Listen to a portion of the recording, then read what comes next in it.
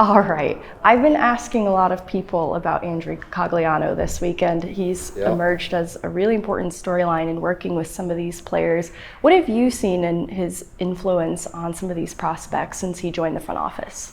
Well, he just brings such a unique skill set, right? Because he has instant credibility, like 1,400 games, first round draft pick, started as a scorer, ended as a checker, penalty killer, leader, Stanley Cup champion. So obviously, when he walks in the room and he's one-on-one, whether it's with, Foodie or Cal Ritchie or, the guys that have played here, Steinberg, Pavel, Pullman, but haven't been exposed to him because he obviously just joined the management team this summer.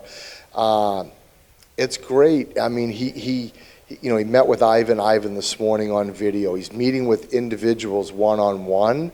And the other nice part of it is he understands exactly what Jared wants, right? So everybody here, their goal is to play in the NHL, and he brings with him that understanding, which in turn helps the Eagles coaching staff because clearly, we're playing a similar style. We want similar things, but it's another person reinforcing that message. Can you walk me through some of the changes to the development side? A new head of amateur scouting, Dan Heinot's behind the bench, a new Eagles video coach. I guess, what are some of the key tenets in the philosophy and vision for development and what the Eagles are trying to do that align with some of the new hires? Yeah, it seems like we've had so many new hires, but thankfully for all the right reasons, right? Like Greg Cronin goes to head coach in the NHL, Steve Konowalchuk goes to head coach in the American League. Over the last couple of years, Brent Woodside promoted from head medical to NHL, Bryce Blinkhorn head equipment to NHL. We've had massive changes. I think, that's what I love about the Eagles is like we get to take a step back. We get to hire great people. We get to hire energy. We get to hire people that, we can mentor along the way, right? Because everybody wants to take those steps that all those people before them just took going from the AHL to the NHL. With Danny, we probably got extremely lucky, right? His history as an Avalanche in the area, but coming off 8 straight years of being an NHL coach, obviously he understands what it takes to play in the NHL. So when he's working with our players, again, it's like cogs. It's like that instant, credibility of like, all right, he gets it. Like I'm listening. I'm not evaluating. I'm just listening. I want to implement it. So I think that's what it's about. It's giving these athletes every chance to be the best they can be, and it's surrounding them with good teachers, good mentors, but people also that have that experience level that can help them translate being a high-level AHL player to achieving their NHL dream. And I wanted to key in on the new director of amateur scouting, Nick Pryor. What drew the organization to him? What are your expectations for him? Well, I mean, arguably, it's the most important job in any organization for an NHL team. The draft is the lifeblood. It sets you up for 10, 15 years down the road, as you see with, McKinnon and, McCarr and Ranton. And so I think it was just sort of having the ability to go league-wide to get a lot of input on, who Chris wanted to talk to, who Chris felt the most comfortable with. But it was also an individual with Nick that had this experience with 2 different NHL organizations. So he brought a lot of his own philosophy of like, this is how we did it, this is what I like. We're sort of able to dig into that, obviously able to dig into his history of how he worked not only in Pittsburgh but in Philadelphia before that. And he's a really young kid age-wise, but experience-wise, I think his experience holds up to any age. So we're really excited. It's been a lot of change in that one area in a short amount of time. But I think we have a great staff, and it's, I think people sometimes don't connect when people like yourself talk about Ivan and how quickly he's becoming, that comes from Jerome and the amateur staff, that initial recommendation. So we want to keep that tight where, we're getting all these recommendations because, we haven't had the same number of draft picks as other teams. So that amateur staff really has a big impact in guys that are here. And Sage Weinstein, who walked in last year, at this very tournament on a tryout and turned it into an NHL contract, like with Ivan only starting with an AHL contract, finishing the season with an NHL contract. So the amateur staff has a big part of that, and Nick, as the leader of that group, will have a big part of that as well.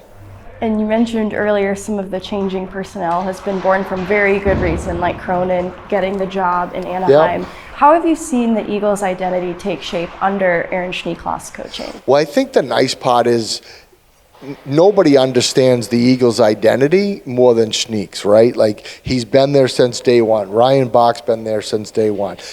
Martin Lind. So it's like we've had great continuity. Schneeks is a player in two different leagues, as a coach in two different leagues, having the ability to learn under someone like Greg. I think, while Schneeks is his own person, but he's also been shaped by other people. And I think even Steve Konowalchuk coming in, he was able to bring some different things to the coaching staff last year. You see it in Danny Hinote's practices and energy level already. He's going to bring some intangibles. Peter Budaj is another person we haven't talked about, but, we're excited to have Matt Zaba. But, Peter knocked it out of the park last year. Everybody he touched, from, Eustace to Trent Miner to Prosvetov, everybody played to their highest level that they could play.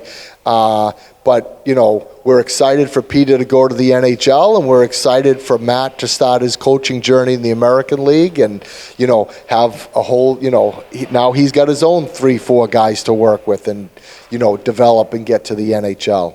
That's a great transition. I wanted to talk a little bit about Justus Annunen. What are your expectations for him next year? I think it's just growth. I think, the natural progression is the optimism is he's played in practice at the NHL level for a decent amount of time now, getting that call up, playing in pressure games, understanding facing those NHL shooters every day in practice. So I think Justus is just really beginning his NHL journey, and so much is ahead of him. And so I think there's excitement of how much higher can he take his level? What more are we going to see? And even for Justus, it's, he's been drafted pretty far back, and this is the first time he comes in where, he's looking at it like, I'm on the NHL team from day one. There's games for me, and the nice thing about that position is, when you play and you win, you get a chance to earn more games, and all those guys. I mean, Justus did a great job last year getting the Eagles off to a start. We were probably in the top 10 in the league, or top 7 in the league, when he got called up and left us, and he was the workhorse for us. Now that's probably his biggest adjustment, where with the Eagles he would play 2 out of 3, 3 out of 4. Now he's on the other end of it, right, where he's probably only playing 1 out of 4 now, but hopefully, he's battling away to earn as many games as possible. Has Annunen's trajectory impacted the organization's approach to goaltending? Just looking at the recent draft and all of the goaltenders that the organization selected, is there a confidence in developing these young goalies? There's absolutely a confidence, but I think at the same time, we understand that patience goes along with it, right? By league rules, that's the only position that gets the extra year before they're waiver eligible. There's just a longer trajectory till they can really make an impact. But, now Trent's coming into that time, but we also bringing in Kevin Mandolese, Adam Scheel. We have goaltenders that have experience. Scheel was a number 1 in the league last year. Mandolese was a number 1 in the league last year. So, I think we've set up a nice competitive goaltending tree, and obviously we've gone a long time between picks, and we made some picks last year, but nobody that's over here yet. So it's all the concentrations is on the Eagles guys and getting them ready for, you know, the NHL if needed. And I wanted to ask about Matt Zaba, now as the new goaltending coach Yep. for the Eagles. Can you tell me a little bit about what he brings to that coaching role and kind of how you found him?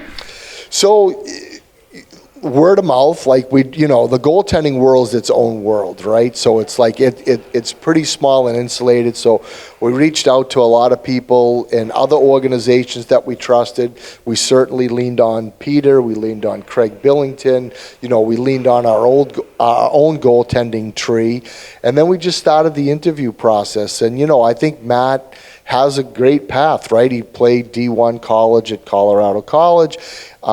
He was drafted. He played pro. He played in the American League. He's been training goaltenders for a long time. That's his passion. That's his path. So I think as we explored it, we were just a good match for each other. You know, he can stay in the same house and be with his family, but he also can train goalies that are getting ready, you know, to play for the Avalanche in the NHL. So, and I think, you know, Peter set up something good, but, you know, Craig and his department, I think, you know, we have a lot of experience with, you know, Craig, Francouz, that can sort of instant feedback, right? It's that position, you just can't ask anybody what they think. It's sort of like the expertise of the goaltending guild, and I'm really happy with where we're at in the goaltending side and excited for Matt to begin his journey now on the coaching side of the pro journey. And I wanted to ask what you're most looking forward to adding back to the Eagles and return players Jason Megna, Jacob Mcdonald, and TJ Tynan. I would say I'm most looking forward to hopefully more goals. I think that was a big focus of our summer. Yes, like, you know, power play, 5-on-5 scoring, like we need to increase it. I think we were top 5 last year in the league in goals against, so clearly we know how to button it down, play well in front of the goaltending, but I think we were bottom 3rd in goals for. So I think over the course of the season, when you lose your call-ups and your best players, you know, by the time the playoffs rolled around, our scoring wasn't where we wanted it to be. But I think now if you look at, you know, the amount of players that are going to be competing for spots with the Avalanche, which is going to make their training camp super interesting, but somebody's going to get forced down to the Eagles as whoever makes the team and claims those spots. So we're comfortable that we're going to have a lot more skill. And skilled players need to play with skilled players, right? It's like, so I think that's the excitement for it too. It's like, and even signing Matthew Phillips, you know, later in the summer, it's trying to maximize the skilled players down there, have really intelligent, skilled, high-end offensive players to be their line mates, to read off of and work with, to hopefully lead the Eagles to even more success. And there's several internal options vying for an NHL job in competition with some off-season additions to the depth for the Avs at the bottom of the lineup. What can we realistically expect from guys like Poland and Pavel and Alausen and Foodie who are pushing for that? Well, I think you just can start with they all played in the NHL last year, right? So they've already built a confidence level through their play at the American League level that they can help the NHL team win.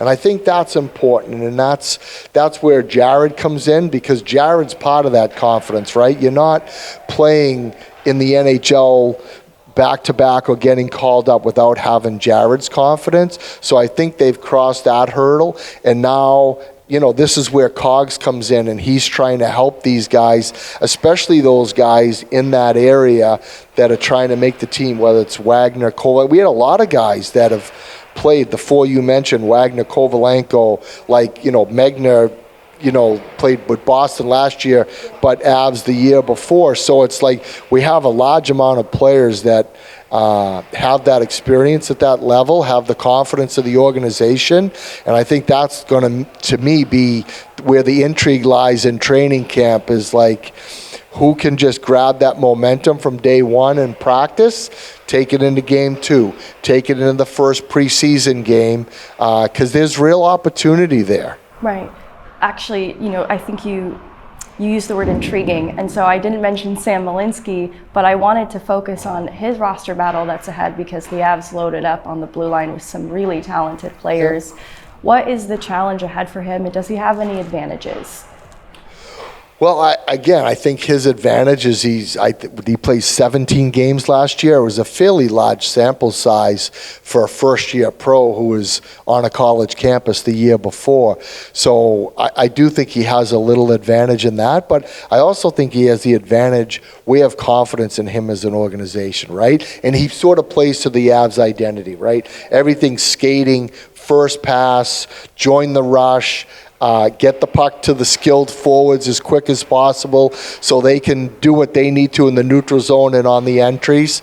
So yeah, he's another guy that's put himself in a position. He's competing against some players with maybe a little bit more NHL experience than him, but I think that's his job, right? That's always the job. You got to kick the door in as the player.